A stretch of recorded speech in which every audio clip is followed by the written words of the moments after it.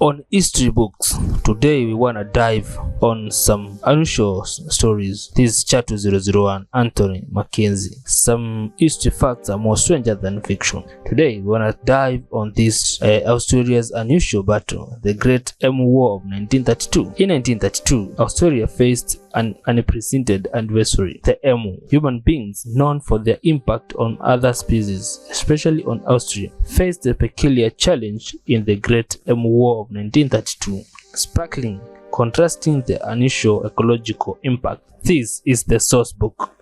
I'm Anthony Mackenzie. Chapter 001. The seeds of conflict were sown post-World War I. Veterans struggling to reintegrate into society were given land grants to farm on the ash outback fringes. Like concurrent practices in the United States, this led to unsustainable farming practices. Australia's erratic climate, especially prone to droughts, forced native wildlife like emus towards these farms in search of sustenance. Initially, emus, being large but gentle herbivores, were easy to scare off. However, their ability to consume vast amounts of vegetation quickly became a problem for the farmers. These modern-day dinosaurs descendants, fast and formidable, started to pose a serious threat to the crops. This is the source book.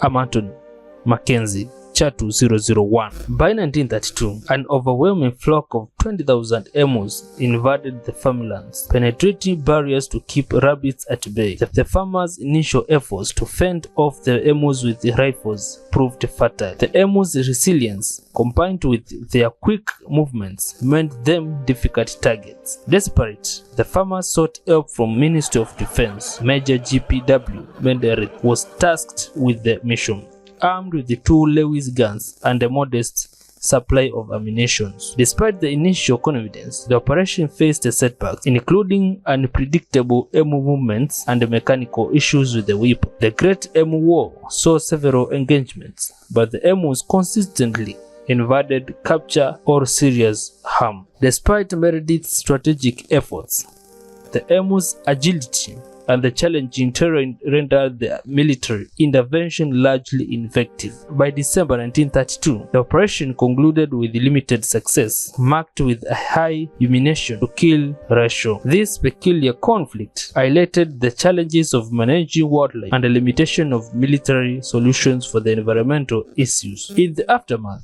Austria shifted strategies, opting for bounties rather than military force. This approach proved more effective, and the Great Emu War remains a unique, often humorously remembered chapter in Australian history, illustrating the complexity of human-wildlife interaction. This is the source book. I'm Anthony Mackenzie. Chapter 001. Boss FM.